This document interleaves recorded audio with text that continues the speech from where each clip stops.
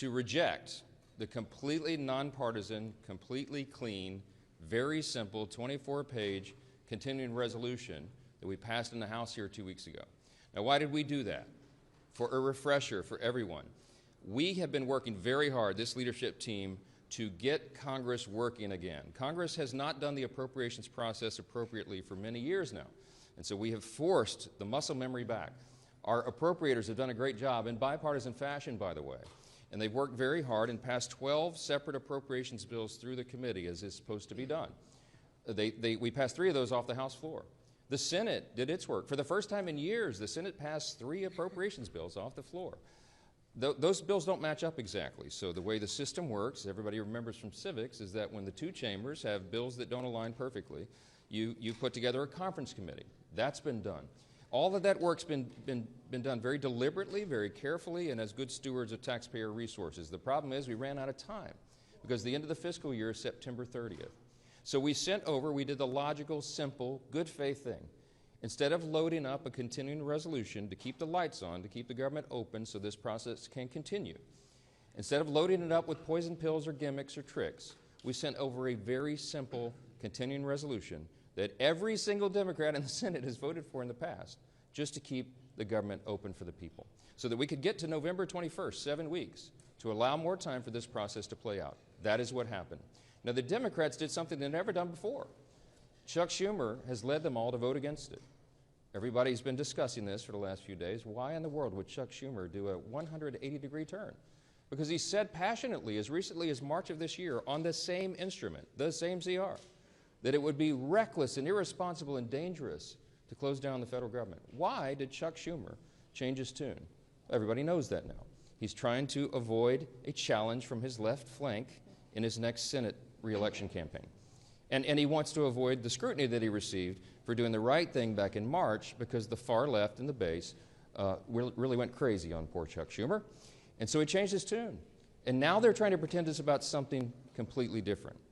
They have made a decision that they would rather give taxpayer-funded benefits to illegal aliens than to keep the doors open for the American people, to keep vital services, veteran services, health care and nutrition for women, infants, and children.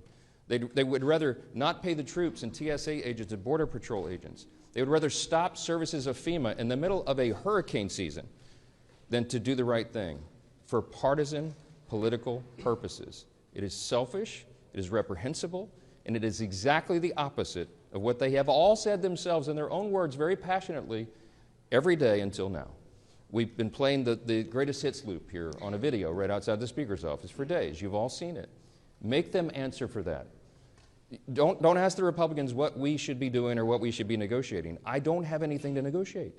I sent them in good faith exactly what they had voted for before. We did not put any Republican provisions in that, and we tried to make this very simple, in good faith, so the appropriations process of the people can continue. Now, there's been a lot of talk about, they say that we're making this up, this illegal aliens receiving taxpayer benefits. It's a talking point, they said. I want to remind you of a couple of key facts. Everybody can remember, I think, back to 2020.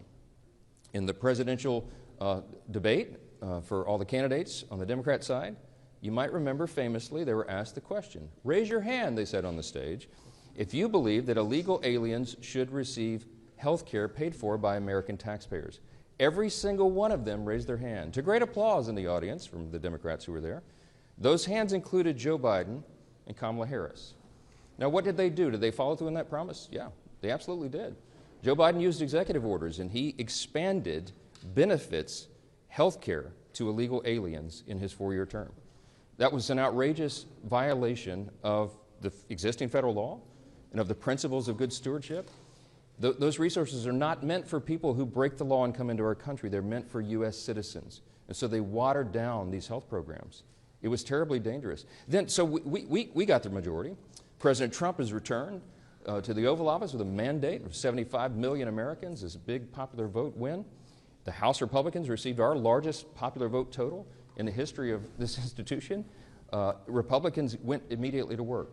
And we passed the one big beautiful bill, the Working Families Tax Cut. And we fulfilled all the promises that we made. One of the key promises that we made, because you all know that the open border was probably the #1 issue in the election cycle, was that we would end that madness. we would cut off resources, hard-earned taxpayer dollars by American citizens not going to reward people for breaking our law and coming over the border. And we did that. The one big, beautiful bill, the Working Families Tax Cut, included a huge provision. A big chunk of that bill was the health provisions.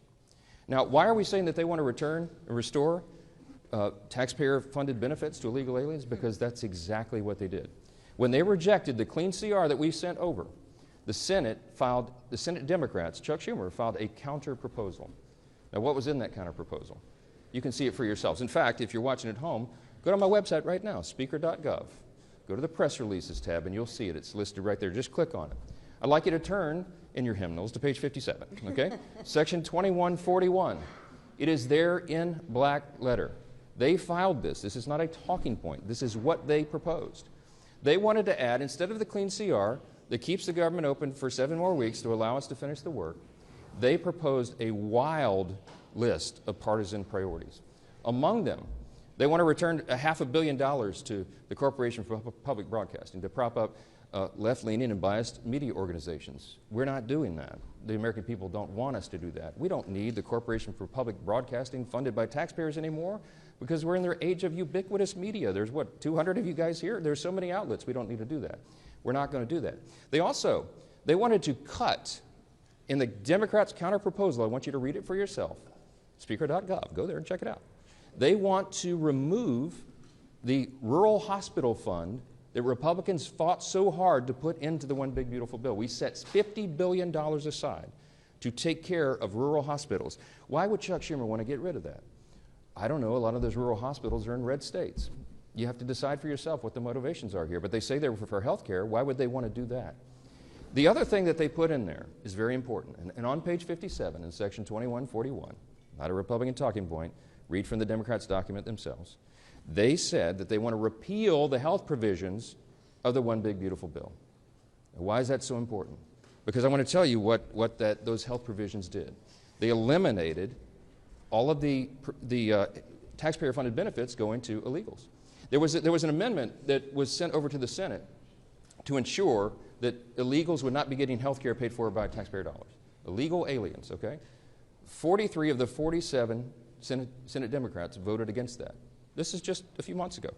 The bill was signed into law July 4th, and we cut all of that out. Let me tell you what some of those things are. The Democrats' counter-proposal CR, the dirty CR we call it, as opposed to the clean CR, would result in nearly $200 billion being spent on illegal aliens and other non-citizens. Let me be specific. This is just a few of those, the reforms that we put in that they want to repeal and reverse. Number one, a provision that closes the California loophole. Now, that's a provision that's also been adopted by states like New York and Michigan and Massachusetts. Other states have followed, other blue states. The California loophole allows taxpayer-funded Medicaid for illegal aliens. We eliminated that in the big, beautiful bill. Their counteroffer is to repeal and reverse that. That would cost $34 billion of U.S. taxpayer funds. Number two, a provision that prohibits Medicaid from paying more for emergency care provided to illegal aliens than it does for American patients who are disabled or elderly or children. We eliminated that in their counterproposal that they have filed that you can read yourself. They want to repeal that. That would cost taxpayers $28 billion. Here's another one, number three. They've counterproposed a provision that ends the Obamacare funding for non-citizens. The cost of that repeal would be $91 billion to all of you. Taxpayers, hardworking American citizens would be funding that. A provision that repeals the Obamacare special rule for immigrants. That cost would be $27 billion for taxpayers. A provision that ends Medicaid funding for those improperly granted asylum and parole under President Biden's open borders. The cost of that would be $6 billion. I think that's actually a low estimate. You know, President Biden intentionally opened the border and Kamala Harris for 4 straight years. By some estimates, 20 million illegal aliens came from every country all around the world, and a lot of dangerous people came into the country. And you know what they did? They granted them all asylum. They gave them all this parole status so that they could roll on to taxpayer benefits. We've all been funding that. Republicans said, no, that does not comport with common sense. We're going to do right by Americans and not everybody else. We're not going to incentivize illegal immigration. And that's exactly what Biden and Harris did. It's what President Trump ran on to end, and we did that. It took the president about 2 months, and he closed that border tight. We don't have that problem anymore, but we still got to deal with the tens of millions of people who are here illegally. We're working on that. So the Democrats' so-called reasonable counterproposal would reverse all those common sense reforms I just listed and more. And I don't want you to take our word for it. I don't want you to regard this as some talking point. I want you to go read it for yourselves. Speaker.gov, go to press releases. You'll see it's the first thing listed. Click on the bill and go through it yourself, and you'll see it. The result of all this would be $200 billion at least in taxpayer-funded benefits going straight to illegal aliens. Those are the simple facts. They cannot refute it. We have been making the rounds in all the media and every mainstream media outlet that we can get to over the last few days, and no one can challenge the facts that are on the paper. It's right there for everybody to see themselves. We have lots to say about that, and I'll answer some questions, but I want you to hear from the rest of the leadership team. And our majority leader, who's been working really hard on all this, is Mr. Steve Scalise. Leader? Well, thank you, Mr. Speaker. And as we mark day 2 of Chuck Schumer's shutdown, we know that there is a very straightforward way out of this, and that is for Senate Democrats to join with Senate Republicans and vote for the bill that opens up the government and allows negotiations to continue. Surely by opening up the government again, it doesn't resolve all of our differences, but it allows us to negotiate without Chuck Schumer holding the American people hostage. That's really what's going on here. You know, we had a vote on this House floor 2 weeks ago, and 99% of House Democrats voted to shut the government down. Led by their leader, Hakeem Jeffries, whipped their members to vote to shut the government down. And so they're running around this town right now doing podcasts and trying to be commentators. They're doing everything but being legislators. When they had an opportunity to actually govern, House Democrats voted to shut the government down. And now that the government's shut down, they're trying to blame somebody else for what they did. They voted to do this. They can get bailed out by Senate Democrats. The bill is still sitting over in the Senate. And so rather than trying to figure out who to assign blame to, what they should do is go over to the Senate, talk to their Senate Democrat counterparts and say, Senate Democrats, Chuck Schumer, open up the government again. And then let's have a negotiation over our differences. President Trump, you saw Vice President Vance as well saying, we will negotiate, but not while you're holding hostages of the American people. There are real differences we can negotiate. You know, they want to talk about all the Obamacare increases in premiums that they caused families. Obamacare is the health care law of the land, and it's leading to higher premiums for families. There are a lot of conversations that people can have about how to fix those problems. Throwing hundreds of billions of new taxpayer dollars to things like funding illegal alien health care is not the answer to that problem. And it surely is not the reason for Democrats to be shutting down the government. And yet that's what they're doing. Some of their own leaders have confirmed that's why they're shutting down the government. And it's unacceptable to most American people who just want the government to work for them and deserve that. And we had a vote on the House floor. You can go look at that vote and see that over 99% of Democrats voted to shut the government down. It's a real vote that we held, and that bill is still sitting in the Senate. We stand ready to negotiate on a lot of differences. We are in a conference committee right now on 3 of the appropriations bills, and Tom Cole and his appropriators have passed all 12 of the bills out of committee. John Thune, to his credit, changed course from the old days of Chuck Schumer when Chuck Schumer ran the Senate and didn't bring any of the appropriations bills out of committee. They're now moving those bills in the Senate, and so we can have a broader negotiation on how to properly fund government, how to properly set priorities over funding government, which, by the way, shouldn't be complicated. It's what every family does sitting around their kitchen table. They figure out how to properly budget their households. Businesses do this all the time. A small business, whether it's good times or bad, has to sit down and figure out how to make the budget work. Washington needs to do the same thing. And that means House Democrats and Senate Democrats need to stop holding temper tantrums, stop making $1.5 trillion demands for illegal alien funding, and vote to open up the government, release the hostages, and let's go get back to a negotiation over what the priorities of this country really should be. President Trump has proven he's ready to negotiate again. He brought all the leaders to the White House just a few days ago. He stands ready to resolve this, but the ball's in Chuck Schumer's hands right now. He has chosen to shut down the government, and he can't articulate any real reason except that they want to take things like $50 billion away from rural hospitals to fund health care for illegals. And the Speaker laid it out incredibly clearly. It's not some hypothetical. Chuck Schumer filed an alternative government funding bill, and it includes getting rid of all the verifications on things like making sure illegals can't get those taxpayer-funded benefits. They want illegals to get free health care benefits, and they're willing to shut the government down to do it. That's not where the country is.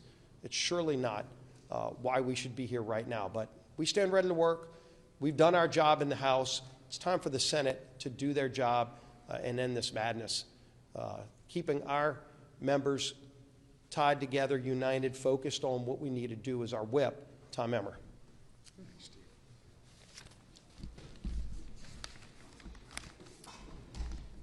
Our men and women in uniform, veterans, air traffic controllers, farmers and ranchers, federal workers and their families, Americans who rely on telehealth and home care services. These are just a few of the victims of the Chuck Schumer Democrat shutdown. All because Chuck Schumer and Hakeem Jeffries care more about appeasing the radical members of their party than working in good faith to keep the government open. They are trying valiantly to claim that they are doing it to fight for Americans' health care. But their $1.5 trillion wish list, which slashes funding for rural health care, as you've heard from both the Speaker and the Majority Leader, while giving taxpayer-funded health care to illegal aliens, tells a much different story. The American people see their political charade for what it is. The good news is Democrats still have time to do the right and reasonable thing. Because Republicans have done our job, there is a clean, nonpartisan continuing resolution ready in the Senate to send to President Trump's desk right now. The question is, how long? How long will Democrats hold the American people hostage to play their political games? I hope they come to their senses soon. Until then, we're going to force them to go on the record about their self-inflicted shutdown every single day. And the consequences will be theirs to own, and only theirs. With that, I'll turn it over to our conference chair, Lisa McClain.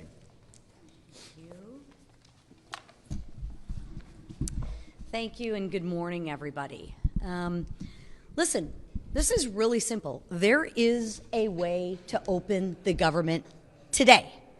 Pass the clean Republican CR bill that we already passed. I mean, it's really, really simple. That's it. Just pass it, right? Goodness, Democrats have done this 13 times before, right? The same bill, 13 times before. It's really, really simple. So what's the problem now? Ask yourself, what's the problem now? Democrats want to make their most radical followers happy. They're pandering to the radical Democratic arm of their party. And you know what? They want to spend your money to do that. They want to spend your money on government benefits to illegals. Your money. Where does that $1.5 trillion come from? It comes from your pockets. And you're going to give it to illegals. Nobody wants that, except the Democrats. They're going to spend your money on a climate crusade. And they're going to spend your money on radical media outlets. Gang, this is your money. It comes out of your pockets that you work very, very hard for. And more than $1 trillion they want to spend on their radical Democratic goodies. What's more, they want to make you pay for that all while gutting historic investments in rural health care, which is really interesting, right? What's their talking point now? Oh, health care, right? Then ask them, why would you gut $50 billion if you care so much about health care from the rural health care? right? Because they don't have any facts. All they have is talking points, right? And they can't remember what they're talking about, right? They're talking out of both sides of their mouth. They want to take $50 billion away from rural health care. Gee, I wonder why. And since they didn't get any of those things on a silver platter, they want to throw a fit, a tantrum, and they want to shut the government down. And guess who pays the price for that? Real Americans do. So I ask Democrats, are you okay with this? Are you okay with mothers on WIC unable to get milk for their children? Answer that question, Democrats, because with your no vote, you are voting for mothers on WIC not to be able to feed their children. Are you okay with that? Ask them that when you talk to them, right? And ask the Democrats, are you okay with soldiers wondering how they're going to make ends meet when they aren't getting paid? That's their vote when they vote for the clean CR, when they have a no vote on the clean CR. They are voting, Democrats are voting, to make sure that troops aren't getting paid. Ask them if they're okay with that. And ask them if they're okay with delaying home purchases for families and benefits of veterans, right? Enough. Enough. Stop the hijacking of our government. Stop the political games. That's why the leadership team behind me put a clean CR on the table. We didn't play any political games. We didn't add a bunch of our wish lists, a bunch of our pet projects to the CR. No, we said enough with the games. Let's put the exact same CR on the table that the Democrats voted for 13 times. And you know what they said? They said no. So if the Democrats really care about the American people, pass the clean CR, stop hijacking the American people, and stop pandering to the progressive, radical arm of their base. Thank you. Right here, yeah, yeah. Does the president have the constitutional authority, just because of a shutdown, to lay off thousands of federal government workers, or withhold funding for congressionally approved projects that are already in the works? Yeah, he does. Okay, this is the way the system works. This is Chuck Schumer's decision is to hand, as I said on a couple interviews yesterday, the keys to the kingdom to the president. All right, he has put himself in that situation. And it's completely unnecessary. The president takes no pleasure in this. The president did not want a shutdown. I'm telling you this from my own testimony. I was in the Oval Office. He pleaded with Chuck Schumer and Hakeem Jeffries to do the right thing. Keep the government open. We'll talk about all these other issues later because that's how the process works. But failing that, because they have decided to vote to shut the government down, they have now effectively turned off the legislative branch, the Article 2 branch of the Article 1 branch of our government, and they've turned it over to the executive, okay? So in that situation, when Congress turns off the funding and the funding runs out, it is up to the Commander-in-Chief, the President of the United States, to determine how those resources will be spent. He has that responsibility given to him by the Democrats in the Senate. They can't complain about it, and he doesn't want to do it. But in this scenario, what they have to do is make very difficult decisions. Most of the responsibility falls to Russ Vought. He's the director of the Office of Management and Budget, as you know. Whomever is seated in the chair at OMB during a shutdown has to do the same thing. Russ does this reluctantly. We had a 45-minute telephone conference with him yesterday. He talked to all the House Republicans. He takes no pleasure in this because Russ has to sit down and decide, because he's in charge of that office, which policies, personnel, and which programs are essential and which are not. That is not a fun task.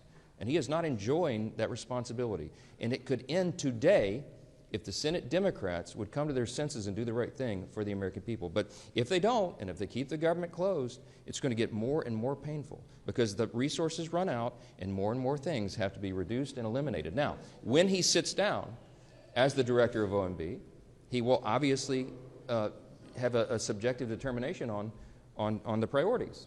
And what do you think he would do? Because what would any OMB director do under any president? They're going to look to see for the administration's priorities first and ensure that those are funded. And so those are some very serious determinations that have to be made. We want to protect hardworking federal workers. And these are people who protect all the rest of us, by the way. We mentioned TSA agents, Border Patrol agents. Our troops, the military, are not being paid, and so they're inflicting hardship on people for no reason. Is it constitutional? Is it lawful? Is it part of our system? Of course it is. It always has been. And the Democrats are the ones who have decided to inflict the pain, not the president. Back row, back row. You all have shared polling showing the American public is on your side of this. I'm wondering if those layoffs happen in mass, thousands of federal workers are eventually cut from their jobs and programs. Do you worry you're going to sort of lose the support of the public in that scenario? No, I mean, look, the reason that we're talking with you so plainly today is to explain to every single American citizen why this is happening. How in the world could they blame the people here who have done our job and sent over a clean CR to keep the lights on? There is no gimmick. People say, why aren't you negotiating with Schumer and Jeffries? Because I quite literally have nothing to negotiate. There's nothing I can pull out of the bill that was a Republican priority to say, oh, we won't do that. Why don't you guys vote for it now? I don't have anything. I didn't put anything in it to send it over. I'm stunned. I'm stunned that they have decided to shut the government down and hurt people. It is on them 100%. The New York Times poll that was put on the Senate floor yesterday, I think it was, day before, they pointed out to Chuck Schumer, who's from New York, of course, that the New York Times, clearly not a right-leaning organization, publication, has found that 65% of respondents said, please, Democrats, don't shut the government down because you don't get what you want. Many of them remember in New York, of course, what Chuck Schumer and AOC and all the rest. AOC literally said that on the House floor several months back. She said, it's not normal to shut the government down just because you don't get what you want. Well, what changed? What changed? It's on them and not us. Yes, ma'am. Yeah. We've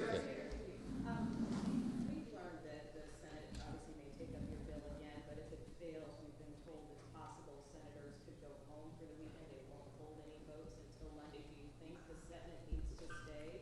Of course they do. Of course they do. And the House is coming back next week, hoping that they will be sending us something to work on, that we can get back to work and do the people's business.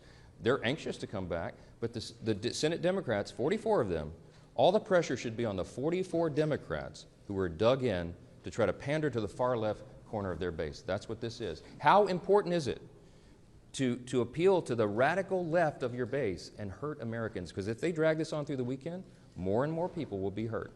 I want you to think about, I come from a big military district, okay?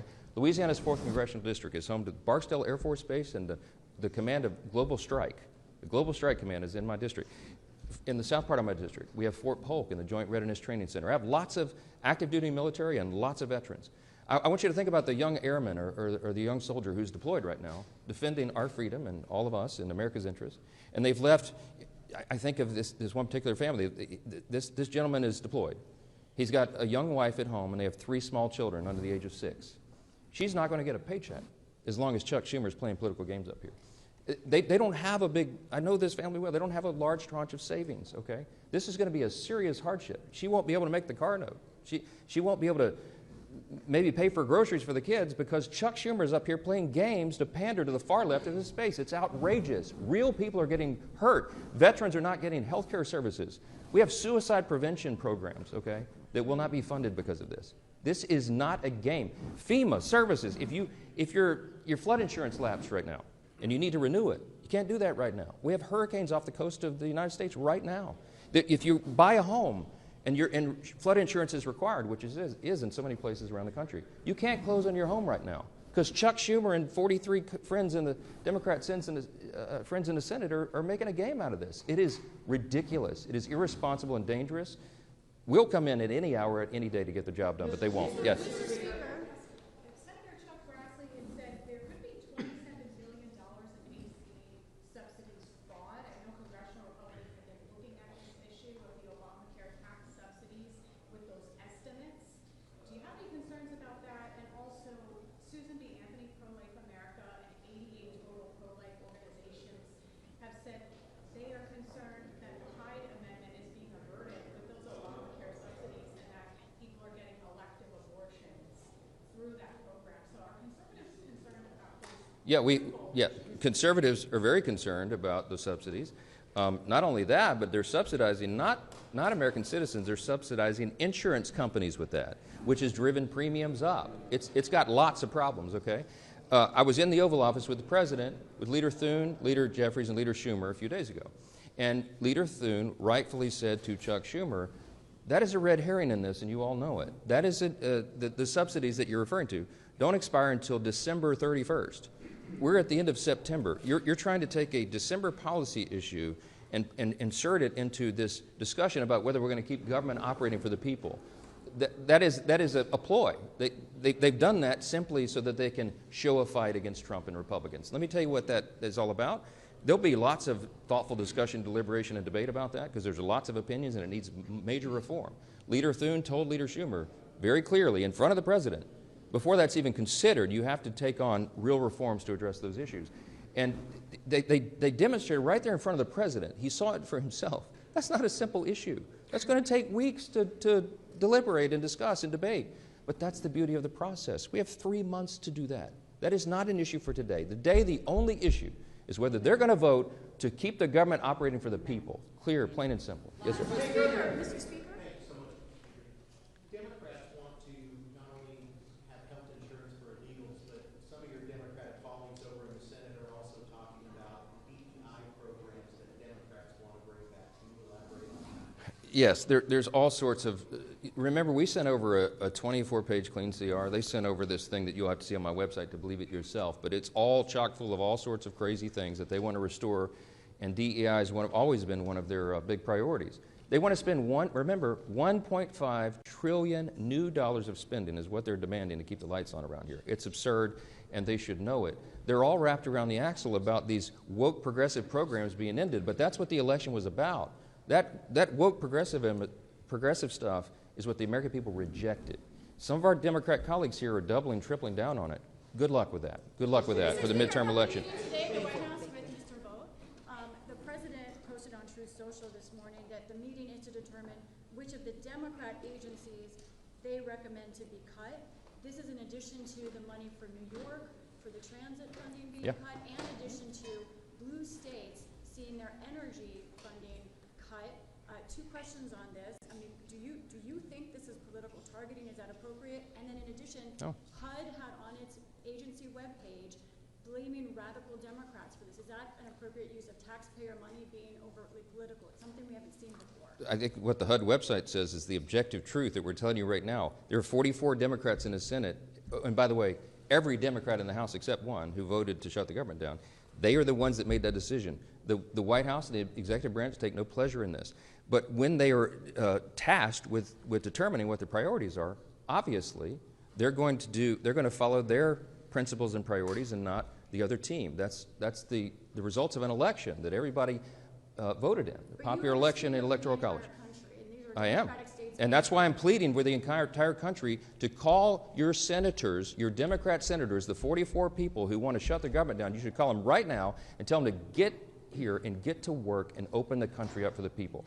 So many of you asked me this morning about sombreros and memes and why Hakeem Jeffries is all alarmed by that. But look, these are games. These are sideshows. People are getting caught up in battles over social media memes. We've got to this is not a game. We've got to keep the government open for the people. I don't know why this is so complicated. And to my friend Hakeem, who I was asked about, man, just ignore it. I mean, Gavin Newsom was trolling me last night. He painted me like a minion. He painted me yellow with big glasses and overalls. And I thought it was hilarious. You don't respond to it. For all my friends, R's and D's, don't respond to it. Get to work, do the people's business, and let's get on with it. Thank you all so much.